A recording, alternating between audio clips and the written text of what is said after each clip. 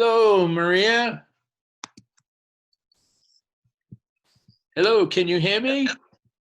Yes, I can. Can you hear me? Finally, yes, perfectly. How are you? No, 6 o'clock. It's a good time. I'm good, and you? Yeah, no, I'm good. I'm good. I had started my talk. So far, nobody's come on the screen, so I was hoping somebody would pop on. So here you are, and here I am. True enough. So how? I guess my first question is, since it's just the two of us, how are you doing and coping with this pandemic? I'm fine. I'm very good. I mean, I'm actually back to work already because we've been out of lockdown for 2.5 weeks now. No, actually, yeah, almost 3 weeks now. So Wow. we're back to normal, basically. Yeah. Really, back to normal completely? Yeah, very much so, because it's the 3rd week. So we went through different stages week by week. Sure. And right now we're very much back to normal. Okay, there are some rules and regulations, namely whenever you go into public spaces, especially confined public spaces, you have to wear the mask. Exactly. In some places, yeah. In some places you have to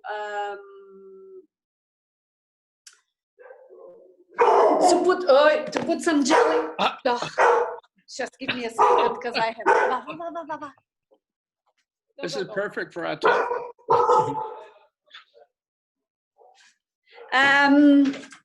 So in some places you also have to clean your hands with gel. And absolutely. so that's very much that. But it's going, it's going well. Okay. So I was always very, very calm. So really, no, nothing. Well, that's no nothing. Wow, you're pretty unique. No, actually, because I don't know anybody who hasn't been stressed by this. Not at all. Not even a tiny weenie. That's I might have gotten stressed by other stuff. Yeah. Regular stuff in life, but sure. This did not hurt me at all. Sure. What do you do what do you do for work? I know you do some coaching, but what do you do? Do you have a regular full-time job? My background is in teaching, foreign language teaching. Oh, that's right. Yeah. Okay. So that's my so far it's still my main activity. Okay. But I'm working hard to actually have that changed. So you're back in the classroom per se? Hello? I work online, but yes, I am back to one of the language schools that I was working before the pandemic. Okay. And yeah, again, it's the same thing. We have to wear masks. Sure. We have the gel in the classroom just in case, or yeah. And that's it, and that's basically that. Okay, the only thing is there's a lot of people that didn't come back, in the sense that either I'm also, I also live here in a place which is touristy, so we're approaching summer, so a lot of people now are busy with with summer work. Okay. Although obviously tourism has still not gone back to what it used to be for this time of the year, because it's only, actually here it will only be on Monday, I think, that not even Monday, I think it's Tuesday or something, but anyway, that the airport from here will open, because up until now it was only Lisbon, the main airport, which was open. So now our airport is going to open as well. So that might bring more people in. Sure. And also, for up until July, I think, it will only be internal flights, in the meaning European Union. Sure. So only after July will overseas flights be allowed in European space. So for the time being, as far as I know, coming in, it's Sure. basically just European flights. Right. Sure. So what So what, nothing else. what does your classroom situation look like? How many Oh, it's students? nothing major. It's like right now, actually in the language school, we usually work with very small groups, which Okay. I like. Yep. Both because of my background in neuroscience, that tells me that too many brains in one classroom doesn't really work, which is a fact. That could be complicated, right? It is. It's Yeah. too much energy and too many brains, different brains working at the same time. So you can't, among other things, you also can't really give them the support that you want to give them and that they will need to do a good, for a good learning performance. Sure. So that is the situation. And what else is there? So right now, I used to have like a class of seven people, Okay. and right now I've got only 2 students. But okay. we're fine. We're actually fine. I mean, they're working together. There's no craziness about, all the space that you have to have between people. And Sure. no, I mean, there's a bit of space, but I mean, every now and again I go close to them and help them, because otherwise, how the heck are you going to check what they're doing and help and so on and so forth? So it's not, it's nothing crazy. Very workable. Really. It is, manageable. but it also comes from, there's 2 of us who are not very fussy about the mask as well. We sometimes take the mask off to be able to communicate. We've got the space between us. Sure. But I mean, it's seriously complicated to talk with a mask on. Yes, especially, I mean, teaching languages. I mean, how the heck do you teach languages with a mask on? I mean, I can't imagine. I can't imagine what that looks like. Well, I actually use a visor. I use a visor so that they can see my lips and I can speak better, because otherwise with the mask I can't. I mean, the sound is muffled, I'm speaking and the mask is getting into my mouth. Sure. It's insane. So the visor, which is much better. Right. And they have the masks. But then there is another one of our students who is a little bit more fussy about the mask. So when she's around, we all have the masks. Sure. But it's nothing, other than that, there's nothing. Okay. It is what it is. It's cool. Like I say, it's almost back to normal. And that side? All right. Pardon me? Yes. I'm sorry, what did you say? No, I was just saying that, it's very much back to normal. And then I was asking you, so how are things your side? Actually, it's a mixture. We've seen a lot of improvements with social distancing. When we go out to the grocery stores, it's a mix. Some people wear masks, usually like employees of the grocery store, they all wear masks. Certain stores that I've gone into, all the employees are wearing masks. But the general I think the general public is feeling like okay when we're really not in an atmosphere of being okay right now. And I always wear my mask when I go out, when I'm shopping and out in the public and keeping my social distancing. But I see a lot of people just aren't doing that. As far as reaching new peaks, there are some new peaks in a lot of states in the United States. Texas happens to be one of them for, a whole variety of reasons. But, myself, I'm okay. My partner's okay. And we pretty much, stick to focusing on ourselves and protecting ourselves when we're out in public. So that's the situation here. So I prepared a lot of material for today. I know I'm not going to cover it all, and because you and I just one-to-one right now, I don't know what happened to anybody else, but you know what? You and I are here. So I think it's interesting. I was reading a study yesterday by Vonage, the communications company, And I'm only going to just mention two statistics. They said that people under 40 are only using, people over 40 are only using video communication approximately 45% of the time.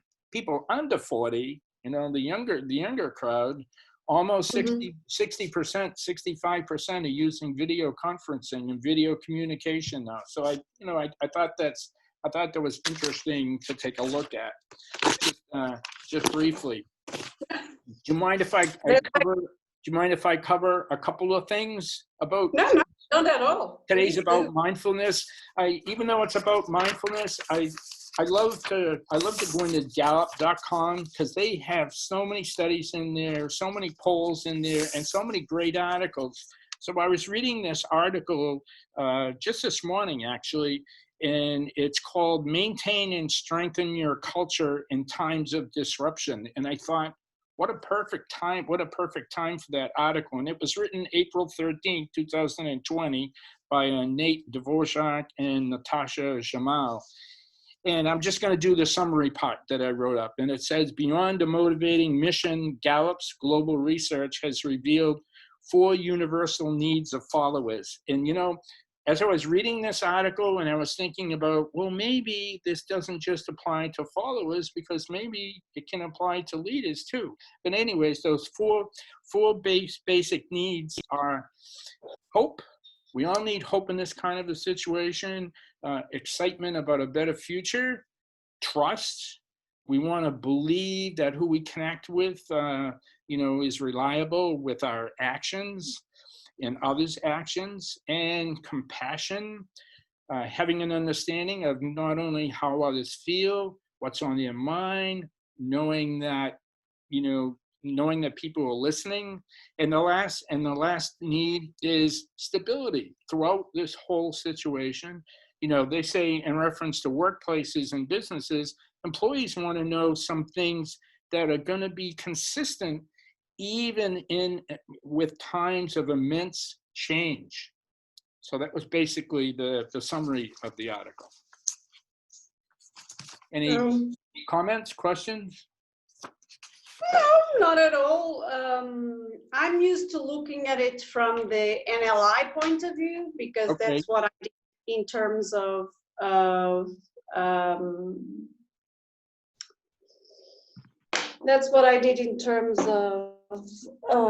my background in neuroscience. And yes, they also have like 5, it's the 5 drivers for human behavior, so to speak. Sure. And they are very much, they are very much related. Let me see if I can relate to you from the top of my head which it's actually something I don't know if you're aware of, but I know that you've been following NLI as well. Yeah, I have. Yes, and they do have something which is called the SCARF model. The what and model? The SCARF model, SCARF, SCARF. Oh, SCARF. Yes. In my professional association, we use that model as well. Very good. And so that's very much what you need right now as well, because those are the 5 human drivers. And what I feel that it's happening quite a bit is that they are not necessarily being addressed. And I've been on the one side of that with the language school that I work for. And in the sense that I actually like working there, but in terms of dealing with this situation, they didn't take the best approach because there was no communication really letting us know what they were thinking of doing. And so sometimes we were left just hanging in there, just not knowing exactly what was happening and so on and so forth. And I know more people in that exact situation, which if we are in a situation which is unknown and there's a lot of uncertainty around that, which doesn't bring any calm, any relaxation to us. Right. You know, if we are in the situation that we are, which is uncertain, it's been giving origin to a lot of stress and anxiety and so on and so forth. If on top of that you have workplaces who are not communicating properly with their collaborators, with their co-workers, then, you know, no wonder that the levels of anxiety and stress are spiking like there's no tomorrow, because you know, people need to be addressed in a certain way, and they are not being addressed in that way that they are supposed to, so that they can perform well, they can feel. So it's one of these things. I think there's a lot of instability. There's a lot of people don't have a lot of hope, because of all the media and all that thing as well. So yeah, and it's kind of, you know, it's kind of all these things of, you know, like it seems like the world is divided in two right now, if not more. But, you know, those who believe that this is really serious, and those of us who don't necessarily believe that this is that serious. And there's a lot of contradiction as well, even from the WHO, which, you know, which makes you think, at least it makes me think, how the heck are we in this situation? These are the people who are leading us in this situation. They keep contradicting themselves. And which, again, it's difficult to trust. It's difficult to feel safe. Exactly.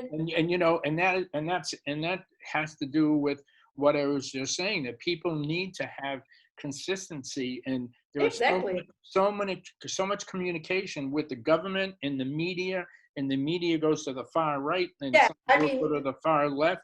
It's like there doesn't seem to be anybody that's totally reliable, even in the middle. And with all the chaos that's going on in our country too, I mean, it's just, you know, it's like I get on overload, and I said to my partner, I said, you know, we have to shut down some of this media for us. It's the best you can do. Yeah, just to take care of yourselves, you know. No doubt about that. So sometimes, you know, we'll go off and we'll watch something else on TV, totally different, you know, just to get a change of pace, because we're getting so much negative out there, and people are going crazy in this country. And yeah, the violence has toned down a whole lot, which is I'm grateful for, but it still leaves you feeling uncertain at times, you know.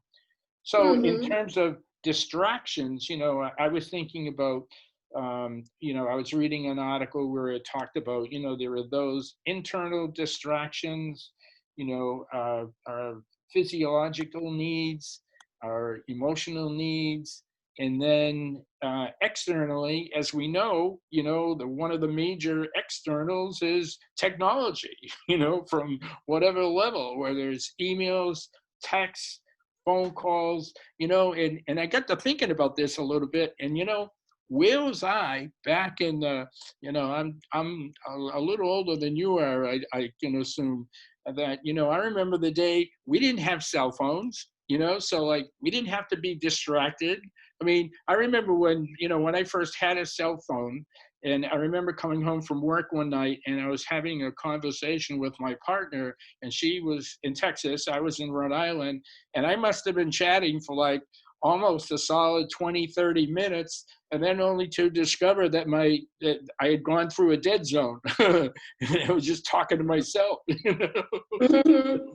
She eventually came back on, and we had a big laugh about it, but, you know, what a perfect distraction, you know? So we have the technology distraction of all of that, all the implications of that, and just people, people distracting. When I see some of the crap that goes on social media and people arguing and going back and forth, and I might take a glimpse at something and I'll say, you know what, I don't want any part of this. So like I mute that conversation. So I don't even want to partake in it, because it's just like it's like a fish hook and somebody's baiting you. They just want you to dive into all their crap, and quite frankly, I don't want any part of it.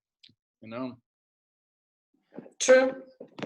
So hence the need for mindfulness. And I review a lot of literature, and I found a new website, at least new for me, on mindfulness, and it's mind.org.uk.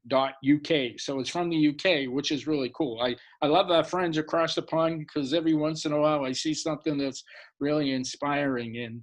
And so this article about mindfulness, and it says mindfulness is a technique you can learn which involves making a special effort to notice what is happening in the present moment in your mind, body, and surroundings without judging anything.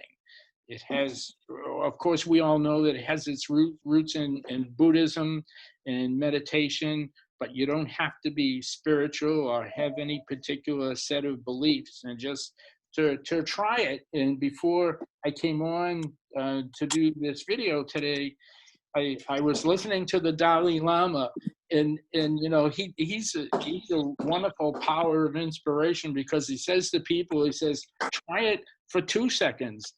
If they try it for 20 seconds, try it for a minute, try it for 5 minutes, eventually you can spread it to 10 minutes. And, it's just amazing. So I guess my question is, so like, do you practice it? Do you do meditation? Yeah, I do. I do meditation practically at least 5 times out of 7 during the week. Okay. And mindfulness as well. So, and it's actually something that it has helped me a lot, because as silly as this might sound, I've got some doggies at home. I've got 3 dogs, and one of them loves waking me up in the middle of the night, like he did tonight. And sometimes he needs to go to the toilet, but sometimes nothing to do with toilet. Is like last night, he just decided to come and get me because he wanted to go outside. Oh my. So yeah, so it's one of these situations that sometimes I come back to bed and I can't really fall back asleep. And what has helped me a lot of late is using mindfulness exactly in those situations. And usually I switch off again very, very easily these days, because I used to stay awake for a long, long time, not being able to go to sleep again. And now I always use mindfulness, and I go back to sleep very quickly. So it's actually helped me loads. Great. So is that in the form of doing meditation? No. It's actually doing mindfulness in the sense of the here and now, feeling what I have on, my pajamas, for example, feeling it in my body, feeling my head against the pillow, feeling my body covered with the covers. So it's all based on, of where I am and how I feel, paying attention to that. And very, very easily I go back to sleep. Very easily. Wow, that's great. So for me, if I'm up or if I'm awake or whatever is distracting me, for me, I told you about the UCLA Health app, didn't I? I'm not sure. Okay, so there's an app that's the UCLA app, and you can look it up in the App Store, and it's free. Yeah, here it is. It's UCLA Mindful, and the director of that organization, her name is Diana Winston. So she has a whole bunch of varying types of meditations on there, and you know, I did one last night, and I did one this morning just before I came on, and I just decompressed. You know, I was feeling anxious about doing this and wanted to be successful at it, and you know, I didn't know whether I was going to have a crowd on here or just one person, and you know, so this has been like a mindful moment for me, because you and I have been wanting to do this, and here we are. True. Yeah, my problem is always towards the end of the day. 9 o'clock, I'm usually completely tired. Sure. So my brain is not at its best. And Right. there's a whole lot of things happening of late that have, like even today, I'm actually working with a friend online, Okay. but I decided to, okay, it was going to be 30 minutes, 40 minutes. I thought, okay, it's like a break. I'm going to, Sure. pop in there and see if, yeah, you know, just see what's happening and see if I can be of any service. And then, yeah, around this time is great, because I'm still fine, but at 9 o'clock, from 9 o'clock, I'm usually very, very tired. Sure, absolutely. Well, you put in a full day, you know, and you know, maybe this will be a good time. If I vary it, I probably won't vary it very much, and just keep advertising about it. And hey, you and I have been trying to do this, and we just haven't been able to do it. And I'm just grateful that we've been able. You know what we could do one of these days, if you can find the time around this time, is actually to like you're recording our conversation, but we can do that based on something that we really want to talk about, or that we want to share with people, and just then post it online.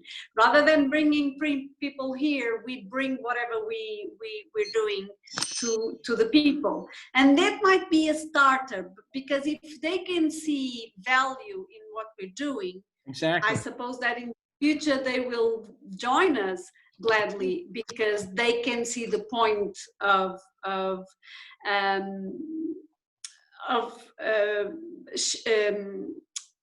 joining a live situation. So it's a question of trying. You know, like Einstein used to say, if you keep repeating the same thing over and over again and it's not working, maybe you want to change the strategy. So that's the point. Right, so if one thing is not working, we have to see how we can go around and around it and make it work. Sure. Because so after I'm done recording, then I'll have a copy of the video, right? It will go into a file, right? Sure. I suppose if you are on your computer, I'm actually on my cell phone, but usually when I usually do some Zoom meetings, I do them on the computer. And in that, because I've never tried to do it with the cell phone actually, but I suppose it will be someplace, even on the cell phone.